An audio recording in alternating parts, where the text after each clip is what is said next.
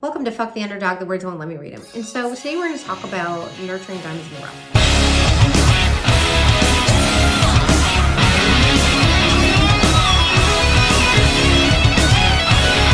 It's important that you pay attention to innate talents of people that work for you and with you.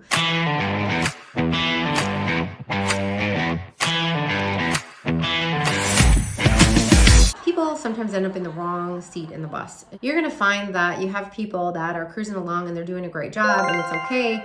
But you're going to find that they like to do certain things and they don't like or avoid doing certain things. And when you find that situation arising, it's generally because they're leaning towards the things that they're naturally talented at, or they have a propensity towards, or they actually like doing, and they're avoiding the things they really don't want to do. And so if you nurture that, what you're going to find is that you're going to pull them up out of the situation that they're in and maybe reassign them to a different seat, have them do a different job, and then they're going to grow and flourish. So it's important that you pay attention to those things, offer people training, offer them support, and pay attention to the things that they're really gifted at. We had a client success manager and he was okay at it.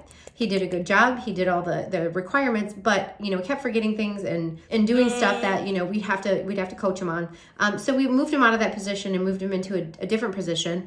And now he is, blossomed and he's amazing. Sometimes, you can be okay at a job or decent at it. It's good enough, but good enough isn't good enough. And so if you want your company to grow and you want to be the place to work for and you really want a cohesive team, you really have to pay attention to what people's innate talents are. And you have to move them around accordingly. So when you nurture a diamond in the rough, they usually are very uncomfortable with admitting that this is the thing I like to do and this is the thing I do not like to do. So you have to have an open and comfortable work environment where people are okay with saying things like, I really don't prefer to do that without any repercussion of punishment.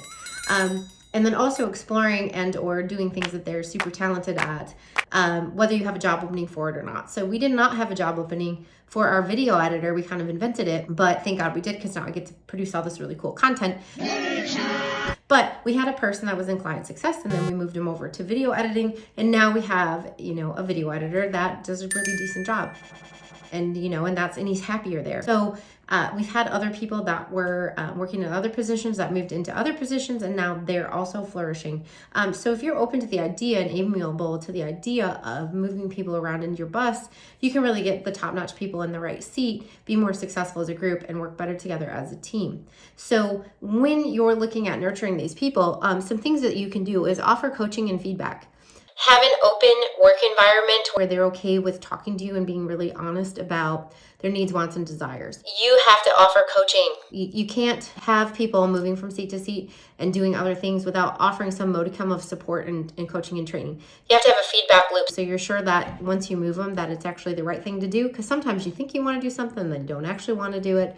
So you do have to have that feedback loop in place, and then having a strong management team is also key so that they can have those conversations and do those one-on-ones to be sure that everybody's getting what they want out of the relationship. So those are a couple of things that I found that work super well for us when nurturing diamonds in the rough. They just need a little training and a little support.